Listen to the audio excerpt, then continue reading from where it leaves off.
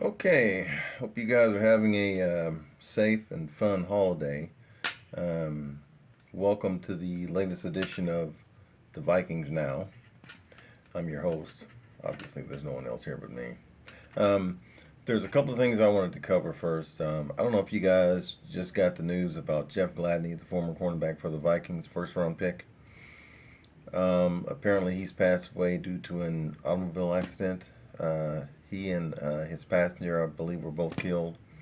So I'd like to send my condolences to both Jeff Gladney's family and friends, as well as the passenger that was also involved in the accident. Um, that's really sad. And also, this past week or so, we had the Texas elementary school shooting, um, and all the details that have come out through the media based on the response time, just the poor decision making. If that in fact is the case, I mean that's sad.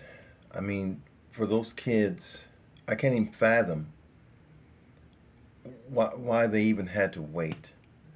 Um, because I got to tell you, if it were me and I were one of those police officers, I'm going in. I don't care if I go in by myself. I mean, loss of life or not, I'm going in, irregardless of the risk. These kids were calling 911 repeatedly. I don't know what this world is coming to. I really don't. And I don't care where your loyalty lies on either side of the spectrum, whether it's politics, whether it's just life in general. I mean, these are kids. I mean, not that any life matters, regardless of the age or preference or race. It's just unacceptable. It's just unreal that we even have to even think about these things. Much less go through. I mean, can you imagine what the parents of these kids are going through right now? The same thing in Buffalo, Colorado, Columbine, all these things. It is just, it's sad. And we talk about certain measures that we can do in terms of, or lawmakers can do in terms of putting in place stiffer guidelines, um, for individuals purchasing a gun, specifically an automatic weapon that we've all seen the damage it can do just in a matter of seconds to anyone. But it's not about trying to lobby for more or stiff um, regulations on guns. And no, and I agree that just having to um, make revisions to pre-existing procedures in terms of purchasing weaponry or weapons will not solve everything. But I got to tell you, it would sure help. And if it can save just one life, so be it. So be it. And what the heck's an 18-year-old doing being able to buy two weapons like that? Assault weapons. Birthday or not. It's it's just crazy. I just don't get it. And when I heard the news, when the news first reported all this, I about dropped to my knees. I mean, I started crying. I mean, it's just, I mean, because those kids and those teachers that were killed, as far as I'm concerned, they're a sister, they're a mother, they're a parent, and those kids belong to everybody. those teachers are related to everyone. This world just for some apparent reason just tries to differentiate itself from most other things when it pertains to life. You know, the humane aspect of everything that we do, everything that we are, should be universally related to everyone. We should always see the good, and we should always assume that everyone around you is you. You know, everyone should all be seen in the same light. This stuff is just ridiculous. And I'm sorry, but I feel for those parents. And you know, the fact that the shooter was killed. Okay, he's a young kid, probably mixed up, maybe something going on mentally. Who knows? But you know, the sad part of it is, there's always something or someone that has some type of knowledge, or or form of knowledge of that individual before they decide to go out and do the heinous act that they've done. So in most cases, 9 times out of 10, things like this can be somewhat prevented if people would act accordingly when they see that potential. Especially those that are close to the person that commits the act. It just makes no sense. But I'm not gonna linger on things that I can't control. Although, if we all thought about things differently as a nation, we probably wouldn't be in the position that we are in terms of hearing news like that, in terms of learning of incidents like that. It's just crazy. But anyway, my thoughts and prayers with the families, friends, relatives. So anyway, I wanted to get into this latest episode of the situation with the Vikings wide receiver core or group. We've got, I'm just going to make a couple of interesting points here, because some of you probably won't agree with what I'm saying, and that's fine, because that's why we're all here. So I'm going to rank the receivers the way I see fit. And I'm not using potential. I'm just using basically what I've seen from the receivers that they have on hand presently. So, and I'll rank them top to bottom. So there's 10 receivers that we currently have, or the Vikings currently have on the roster. Watch what I say there. So you've got Justin Jefferson, who is number one, no question. That's a given. I'm going to go ahead and put Adam Thielen second, only because of his production and the fact that he still has a lot to offer as the number 2 receiver, aside from Jefferson. Now, where the issue is going to come is my number 3 ranking. And a lot of you would probably say, well, that's KJ Osborne. No questions asked. Well, maybe. But in my opinion, no, he's not. The 3rd receiver in this group is Amir Marset. And yeah, I know we didn't get to see a lot of game footage. We didn't get to see a lot of him out on the field during some games. But I think a lot of that had to do with preference from the coaching tree staff. But I think if he would have played more games, and I understand he was in the proverbial doghouse of you know who, Mr. Zimmer.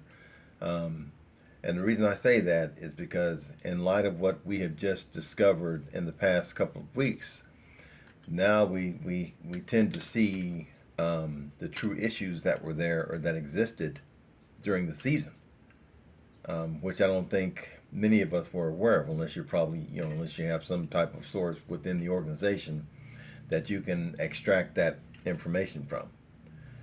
But even still, I could make a couple of examples like Kellen Mond. I've seen this kid play at Texas A&M. I always thought he had the potential to be a great player, very good player.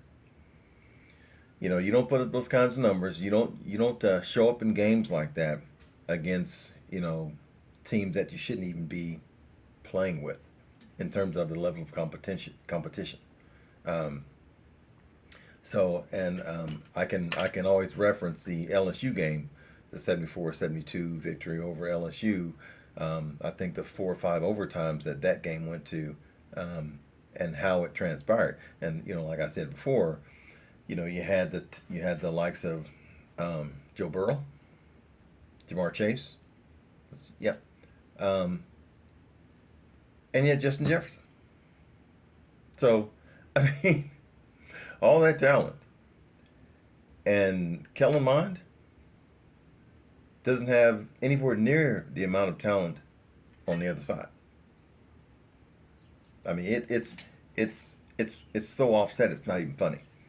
But the fact of the matter is the way he played, and the way he played throughout that year, in my opinion. Yeah, I know you could talk about the mechanics all day long. Okay, fine.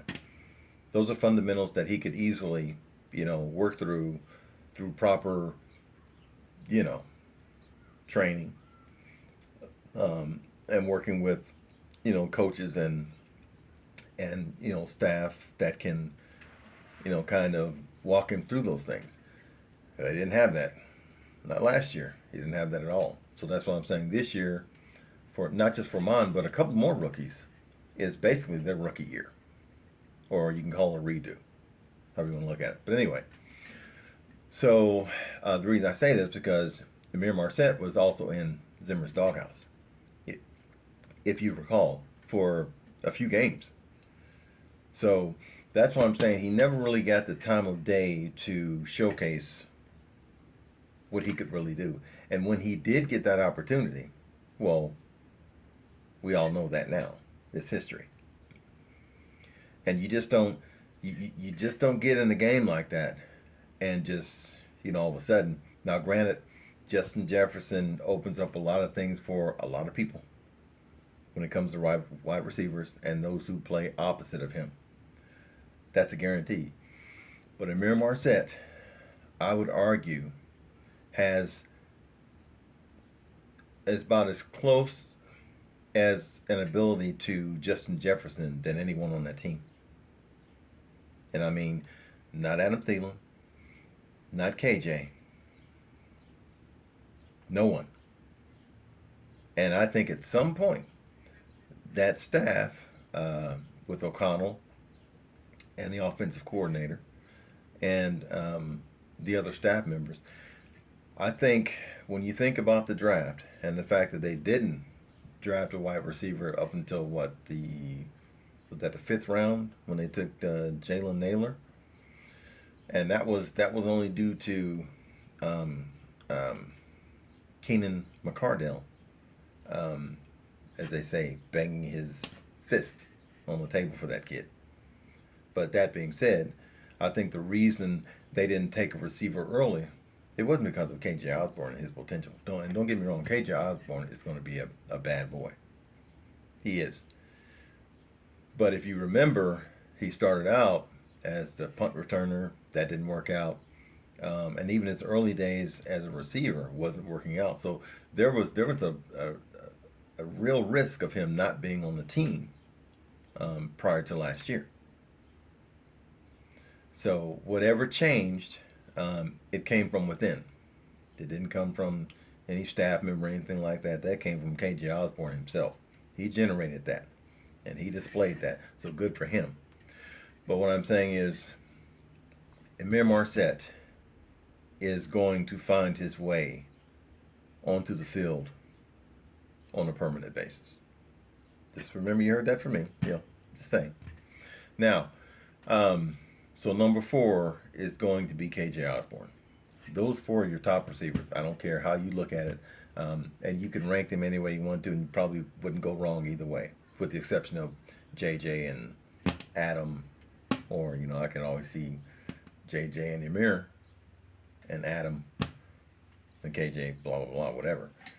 So that brings me to the remaining receivers, because when you look at when they get to the final 53-man roster, you're not having 10 receivers. You can forget it.